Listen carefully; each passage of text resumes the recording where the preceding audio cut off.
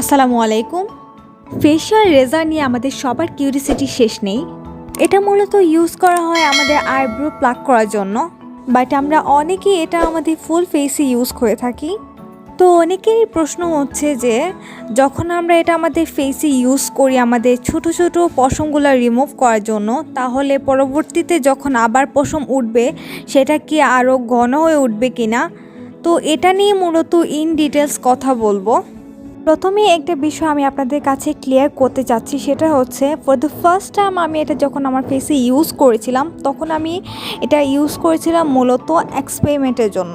তো আমি এক্সপেরিমেন্টটা এভাবে করেছি, লাইক আমার ফেসের এক পাশে আমি শেপ করেছি এবং অন্য পাশে করি নাই, জাস্ট ফর এটা দেখার জন্য যে সত্যিই কি শেপ করার পরে ঘন হয়ে চুল উঠে কিনা। যেহেতু আমি আমার ফেসে এক পাশ শেভ করেছিলাম এবং অন্য পাশ শেভ করি নাই, তো আমি মূলত এটা দেখতে চাইছিলাম যে পুনরায় আমার ফেসে লুম উঠতে ঠিক কতদিন সময় লাগে। আমি নোটিস করে দেখলাম লুমগুলো আবার বড় হয়ে আগের পর্যায়ে আসতে সময় লাগে প্রায় 7-8 দিন। তবে এখানে একটা কথা আছে, সবার কিন্তু হেয়ার গ্রোথ সেম না। আমার ফেসের লোমগুলো বড় হইতে সময় লাগছে 7-8 দিন, অন্যের ক্ষেত্রে এটা কম বেশি হতে পারে। যেহেতু আমার হেয়ার গ্রোথটা একটু বেশি, তো আমার ক্ষেত্রে এরকম টাইম লেগেছে। তো আরেকটা কথা সেটা হচ্ছে আমরা অনেকেই মনে করি শেভ করার পরে আমাদের ফেসের লোমগুলো আগের থেকে অনেক ঘন হয়ে ওঠে। তো আমি সেই বিষয়ে বলতে চাচ্ছি যে আমার কাছে এরকম কিছু মনে হয় নাই। আমি যেহেতু এক পাশ শেভ করেছিলাম এবং অন্য পাশ শেভ করি নাই, তো আমি একদম আয়না দিয়ে খুব ভালো মতো দেখছি যে আসলেই কি তাই, বাট আমি খেয়াল করে দেখলাম যে না, আমি ডিফারেন্স বুঝতে পারছি না, আমার কাছে সেমই মনে হয়েছিল। এবার কথা বলছি এই রেজাল্টটা নিয়ে। এটার ভিতরে মূলত 3টা রেজাল্ট থাকে। রেজাল্টগুলো কিন্তু অনেক ধারালো হয়ে থাকে। সো আপনারা যারা ফার্স্ট টাইম আপনাদের ফেস শেপ করতে চাচ্ছেন তারা মেক শিওর অনেক বেশি অ্যালার্ট থাকতে হবে। আচ্ছা, আপনারা যারা ফার্স্ট টাইম এটা ইউজ করবেন তাদের ক্ষেত্রে বলে দিচ্ছি, ফার্স্ট টাইম একটু আনইজি ফিল হতে পারে, লাইক আপনাদের ফেস হয়তো বা একটু জ্বালাপোড়া করতে পারে বা একটু আর কি আনইজি ফিল হতে পারে, এটা স্বাভাবিক, আমার ক্ষেত্রেও হয়েছিল। এবার বলে দিচ্ছি এটা কীভাবে ইউজ করবেন।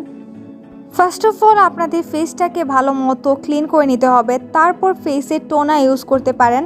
আমি কিন্তু এখানে রোজ ওয়াটার ইউজ করেছিলাম এবং পরে আপনাদের ফেসে একটা অ্যালোভেরা জেল ইউজ করে নেবেন এবং ভুলেও এই 3টা স্টেপ ফলো করতে ভুলবেন না। আমি আবারও বলছি, ফার্স্টে আপনাদের ফেসটা ক্লিন করবেন, তারপরে ফেসে টোনার অ্যাপ্লাই করবেন এবং তারপরে আপনাদের ফেসে অ্যালোভেরা জেল অ্যাপ্লাই করবেন এবং তারপরে খুবই ধীরে ধীরে, একদমই তাড়াহুড়া করা যাবে না, খুবই ধীরে ধীরে আস্তে আস্তে করে আপনাদের স্কিনটাকে শেভ করবেন।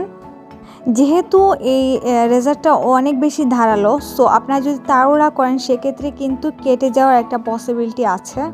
সো খুবই মনোযোগ দিয়ে এটা করবেন। এই যে আমি দেখানোর চেষ্টা করছি, এইভাবে আপনাদের ফেসটাকে শেপ করবেন। আরেকটা কথা, ভুলেও কিন্তু উল্টা দিকে রেজারটাকে ঘোরাবেন না। এবার বলে নিচ্ছি যে ফেস শেপ করা হয়ে গেলে কি করবেন। ফেস শেপ করা হয়ে গেলে আপনাদের ফেসটাকে খুবই আলতোভাবে টোনার অ্যাপ্লাই করে নেবেন, যাতে করে আপনাদের ফেসে যে জার্মস বা ব্যাকটেরিয়া যদি থেকে থাকে তাহলে যেন সেটা দূর হয়ে যায়। টোনার অ্যাপ্লাই করা হয়ে গেলে আপনারা আবার অ্যালোভেরা জেলটা ফেসে অ্যাপ্লাই করবেন। আরেকটা কথা, আমাদের ফেস শেপ করার পরে ফেসটা কিন্তু অনেক বেশি সেন্সিটিভ থাকে, সো ওই সময় কিন্তু আপনার ফেস ওয়াশ ইউজ করবেন না এবং ফেসে হাত না লাগানোর চেষ্টা করবেন। এবার বলে নিচ্ছি যে রেজারটাকে আপনারা কিভাবে ক্লিন করবেন।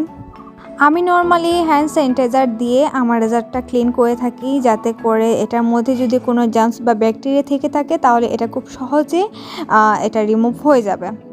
সো এটাই ছিল আজকে ভিডিও। আচ্ছা, আজকে ভিডিওটা অনেক লং হয়ে গেছে। আমি নর্মালি এত বড় ভিডিও আপলোড করি না, বাট আজকে ভিডিওটা আসলে অনেক বড় হয়ে গেছে, কারণ আমি রেজার নিয়ে আপনাদেরকে একটা ফুল ইনফরমেশন দেওয়ার চেষ্টা করেছি এবং রেজার নিয়ে আমার অভিজ্ঞতা শেয়ার করেছি। হোপফুলি আজকে ভিডিওটা অনেক ইনফরমেটিভ ছিল আপনাদের জন্য। কথা হবে আপনাদের সাথে পরবর্তী কোনো ভিডিওতে। টিল দেন টেক কেয়ার, আল্লাহ হাফেজ।